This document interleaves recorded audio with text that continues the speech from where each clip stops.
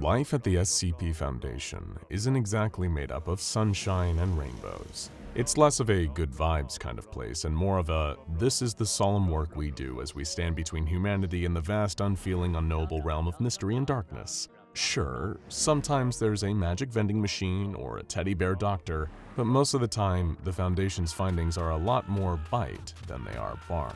Thankfully, there's the C portion of that infamous acronym, contain. They keep their bizarre, astounding findings locked up tight, where they can't catch an unsuspecting innocent off guard and, "Ah! Oh, hey there, little buddy. It's okay, you didn't mean to scare me. Relax, everyone, it's just SCP-999. One of the only contained curiosities allowed to roam freely around the halls of the Foundation. Just look at this guy. Has a sentient mass of translucent orange slime ever been so cute? You want some chocolate, buddy? Okay, here you go." It's incredible, really, that the place that houses a neck-snapping sculpture and a haunted chess-playing machine could also be the home of such a delightful little blob. You know, now that I think of it, it's amazing that being in the vicinity of unspeakable horrors day after day has never put a damper on 999's positive attitude. He's got the persistent, cheerful disposition of a Labrador puppy, but how well would SCP-999's inherent wholesomeness hold up against one of the most wicked anomalies contained by the SCP Foundation? What would happen if the lightest of the light, a slimy piece of pure goodness, came up against a deep, dark evil? Not the omnicidal rage of SCP-682, we all know how that went, but something quieter. Well, let's find out. SCP-999 was having the best day of its life. To be fair, every single day was the best day of the Tickle Monster's life, surpassed only by the day that followed and the one after that. And how could it not be a good life at the SCP Foundation, when there were so many friends to play with, treats to eat, and so much to explore? SCP-999 was enjoying a hearty bowl of M&Ms, picking out and eating the orange ones, its favorites first, when a familiar figure walked into its pen. Dr. Jack Bright, who frequently came by to see the Tickle Monster when he was having a disappointing day, usually because the higher-ups had reprimanded him for breaking the rules yet again. SCP-999 cooed delightfully at the sight of its visitor, slithering over to Dr. Bright and enveloping him in an enthusiastic hug. Dr. Bright immediately began to laugh as the creature's euphoric influence took effect. "Hey, glad there are no hard feelings about the time I ate a piece of you." He giggled as 999 patted his face affectionately with one of its pseudopods. "Aw, thanks. That really takes the sting out of getting the no chainsaws hammer brought down on me again." He patted the slime with his own hand in return, and satisfied that it had sufficiently cheered him, 999 oozed back over to its breakfast to finish consuming the sugary goodness. "Oh, I almost forgot." Dr. Bright pulled something out of his lab coat pocket. It was a small can of cola, appealingly shiny in the light. "Want some?" SCP-999 gurgled curiously and approached Dr. Bright to inspect the can. He popped it open with an inviting fizz and offered some. Fortunately, Dr. Rhodes was walking by at that exact moment. "Don't you dare!" She snatched the can out of her colleague's hand. "You remember what happened last time. 999 can't tolerate caffeine or carbonation." Dr. Bright pouted like a petulant child. "But I wanted to see it bounce." "Do I need to add another rule to the list?" Dr. Rhodes crossed her arms. "Or are you going to behave yourself?" "Ugh, fine, whatever, I'll find something else to do." Dr. Bright rolled his eyes and left SCP-999's pen with a final friendly wave at the creature. Sensing Dr. Rhodes' stress, the Tickle Monster nuzzled her leg with an inquisitive gurgle. She smiled indulgently and gave the slime a hug before she followed Dr. Bright down the hall, keeping an eye out for any more potentially disruptive antics. Satisfied at having cheered everyone up, SCP-999 went back to its bowl of candy and devoured the remaining treats. But then there was nothing left to eat, and no one in the room to visit or play with. What was a lovable slime to do? Why, explore, of course. SCP-999 had the freedom to roam all over the Foundation site, until bedtime, that is, and it loved oozing down the halls looking for friends to greet and strangers to meet. After all, a stranger is just a friend that the Tickle Monster hasn't tickled yet. As the slime slid along the floor, it took the time to say hello to everyone it passed by, bumping them, nudging them, or in the case of Josie the half-cat, very gently petting her head with one of its pseudopods. The cat purred, and 999 responded by vibrating its gelatinous body, producing a soft purr of its own. Then Josie was distracted by a dust particle drifting through a beam of light and darted off to chase it. So the Tickle Monster continued on its way, looking for something new and fun to do. It spotted the perfect new activity. 2 guards were walking into one of the sealed containment rooms, a room that the jolly little slime had never been inside of before. Now was the perfect chance to investigate, and maybe play tickle wrestling with the guards along the way. It had to act fast though. The door was beginning to close. Rearranging its body, 999 squished itself into a long, thin line, sliding quickly through the crack in the door just before it shut. This new room was very messy, much messier than 999 was allowed to keep its own room. Any spilled chocolate milk or smeared cupcake frosting was either cleaned up by staff or slurped up by the slime itself. But in this room, there was thick black liquid dripping down all of the walls, some of it arranging itself into patterns and words, though 999 couldn't read what they said. The guards hadn't noticed the Tickle Monster's presence yet, and it kept still, excited to give them a wonderful surprise when they turned around and saw that it had followed them inside. But they didn't turn around. They were completely focused on something in front of them. What was it? It was a thick glass case that looked as if it was about to fall apart at any moment. Inside, there was a mask, a porcelain mask of a frowning face, with that same strange dark fluid dripping from its eye and mouth holes. "You know the procedure, right?" one guard said. He was holding a brand new glass case, shiny and completely empty. "Of course I do," the other scoffed. "It's my first time with this anomaly, not my first day on the job. Just open it up and take the mask out and put it in here." He tapped on the case he was holding. "As quickly as possible." "Yeah, I just said I know," the less experienced guard grumbled. "Don't patronize me." He reached towards the decaying case and prepared to unlock it. "Wait, did you hear that?" "Hear what?" "I thought I heard... Never mind." SCP-999 vibrated with excitement. Would they give it some well-deserved attention? Maybe play a game? But no, the guard wasn't talking about the eager orange pal behind him. He was feeling the influence of something much more sinister. "Do you want me to do it?" the more experienced guard offered. "No, just... You really don't hear that? That whispering?" His colleague just shook his head. "Fine. It's just been a long week, I guess." He sighed and popped the case open, reaching for the mask inside. As soon as his fingers made contact with the porcelain surface, the black goo dripping onto his skin where he should have been wearing protective gloves, his expression shifted. His eyes went blank, like someone sleepwalking, lost in a dream even as their body moved in the waking world. "Frank, what are you waiting for?" The other guard nudged him, but Frank said nothing. He delicately lifted the mask out of the glass box, and before anyone could stop him, placed the frowning white face over his own. Only it wasn't frowning anymore. As soon as its features slipped over Frank's, covering him, erasing him, its mouth curved into a malicious smile. "Frank, what the hell are you doing?" the guard cried out, as the man he had once known grabbed hold of his shoulders. "Not Frank anymore." A voice came out from behind the ceramic lips, but it was different, cruel, cold, ancient. "Frank's gone out, I'm afraid, and he won't be back anytime soon."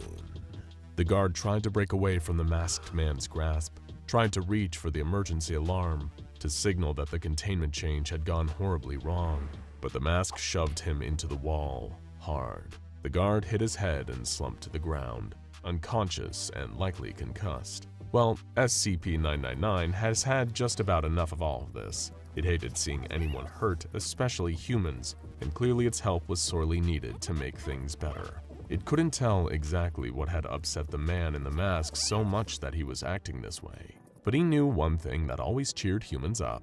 It was time for a bit of good old-fashioned tickle wrestling. SCP-999 hurled itself across the room, enveloping Frank's body from his feet to his neck, and it began tickling him as it did. The force of 999's tackle sent Frank's body careening towards the ground, and when it landed with a heavy thud, the mask flew off his face and skittered across the floor. Now that it could see Frank's face, 999 looked for signs of laughter, of joy, but Frank was dead asleep, eyes closed, jaw slack. His heart was still beating, but he wouldn't wake up. Confused, concerned, and upset at what it had witnessed in this new room, the slime slithered along the floor toward the mask that had caused so much trouble. It seemed to be staring at 999 with its dark, vacant eyes. It didn't look like a toy. In fact, it looked like something that the slime should avoid touching. But it couldn't help but notice that the face had changed back to a frown. Could 999 really leave the mask there on the floor frowning like that? The Tickle Monster couldn't help it. With a soft greeting by way of a high-pitched cooing noise, it reached out to the mask and picked it up. Though the slime creature didn't have a traditional face for the mask to sit on top of, its influence quickly grabbed hold of 999's gelatinous frame. It stopped moving, stopped gurgling, stopped looking at the world through rose-colored glasses. Right now, SCP-999 was being piloted by the Possessive Mask, and it was looking for a way out. Once it escaped containment, it could find a new host, a proper host with arms, legs, and a mouth. But for now, this undignified vehicle would have to do. It took the mask some time to learn how to pilot this strange, soft body, with its malleable form and odd methods of moving itself around the room. But it slowly adjusted, and wearing the silhouette of the Tickle Monster like a disguise, oozed out of its containment room and into the hall. Staff walking by barely even noticed 999's presence. They were too preoccupied with their work. They were used to seeing it and giving it a polite nod, but most of them didn't have the time to stop and say a proper hello at this time of day. Perhaps this would be easy after all. The mask had lost its chosen host, but found something even better: the perfect cover and the chance to hide in plain sight. It could take in the lay of the land, scope out potential exit routes, and ideally slide out of Foundation custody completely unnoticed. The mask began to smile at the thought.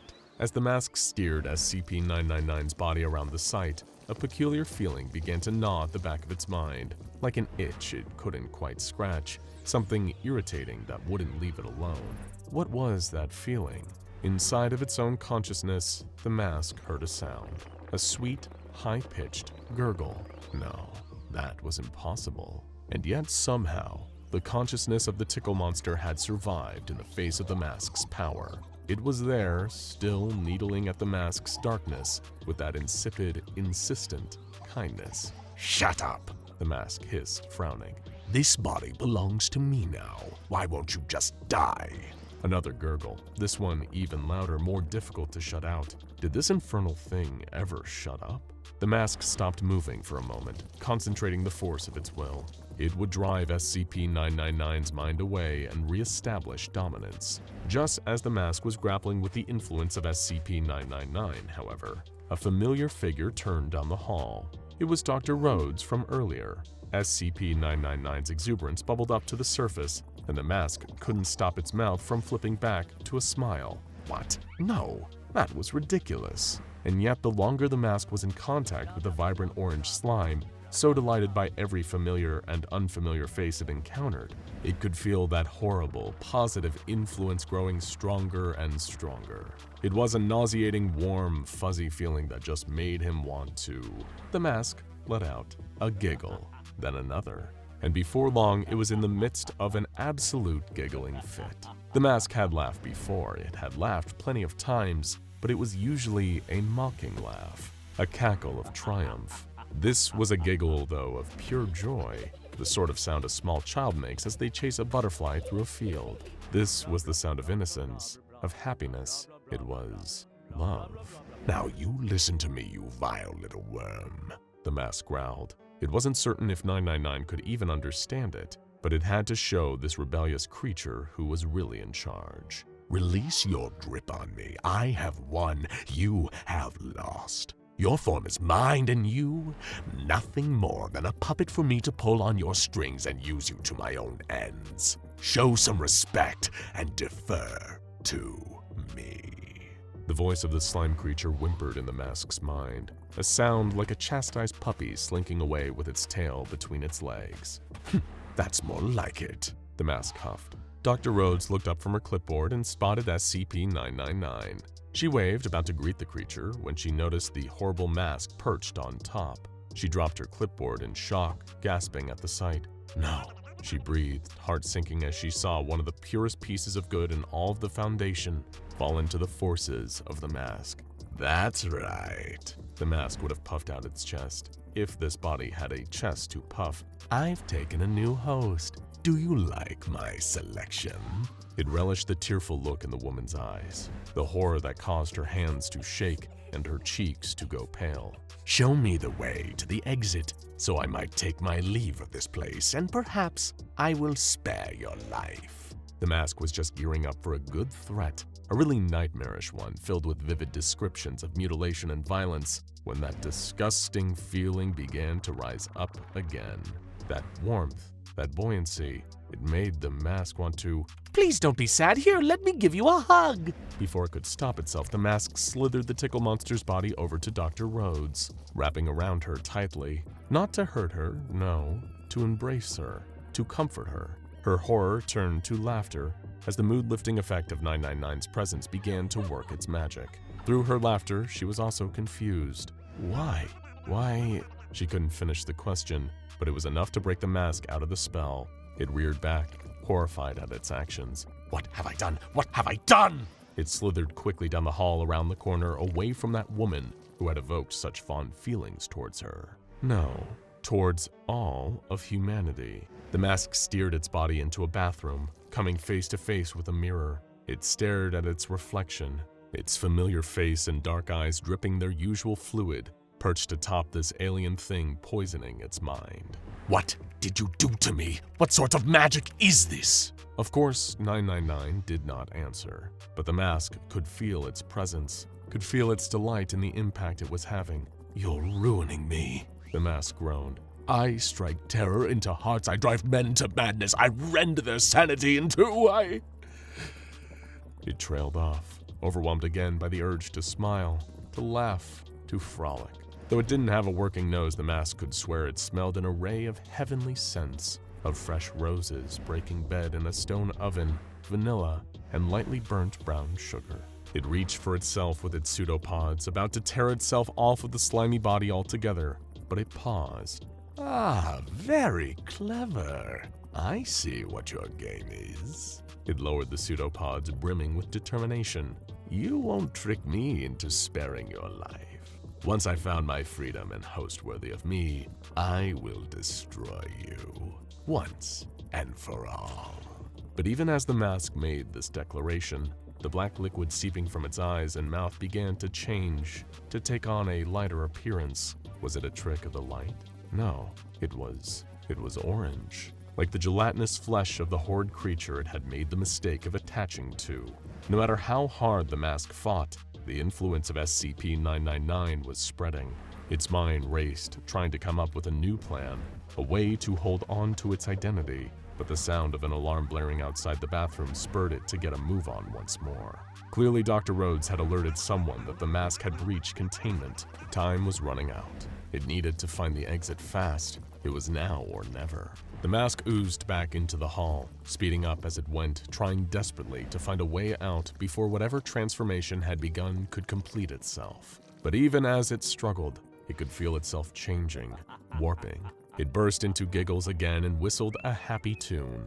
It stopped running for a moment, to wave at an armed guard and blow them a kiss. Why had it wanted to leave this facility in the first place? Everyone here was so kind, was so lovely, was its best friend. No, must resist, must not give in to the optimism, to the happiness, to the goodness. If the mask had teeth, it would have been clenching them, trying to stem the tide of joyful noises that threatened to burst out. It felt like something was tickling it, and the tickling just wouldn't stop. Stop it! The mask dissolved into giggles again. I mean it! It could feel something coming, something big.